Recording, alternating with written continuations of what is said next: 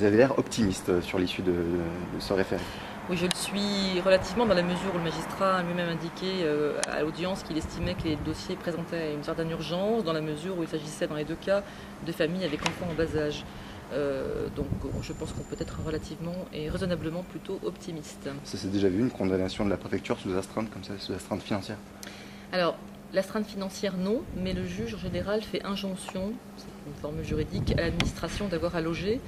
Et en général, cette injonction suffit à ce que la préfecture trouve une solution d'hébergement dans les 24 heures qui sont imparties par le tribunal. Dans l'hypothèse où ça ne serait pas le cas, nous pourrions ressaisir le juge d'une requête en exécution. Et à ce moment-là, la préfecture pourrait être condamnée sous astreinte financière à loger les personnes. Et ça s'est déjà vu?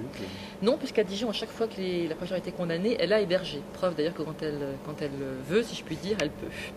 Vous aviez l'air assez remonté par le fait que la préfecture ne soit pas présentée physiquement.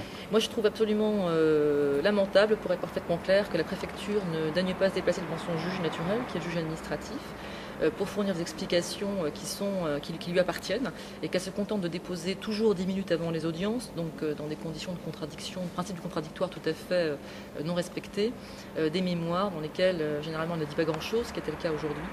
Mais qu'elle ne daigne pas venir devant son juge naturel me paraît effectivement tout à fait condamnable. Est-ce qu'on peut imaginer que les procédures de ce type vont se multiplier dans les prochains jours? Eh bien, si d'autres familles avec enfants sont à la rue, ça va recommencer, en sachant qu'il y a actuellement plus d'une trentaine de familles avec enfants qui sont en attente d'hébergement. Merci beaucoup.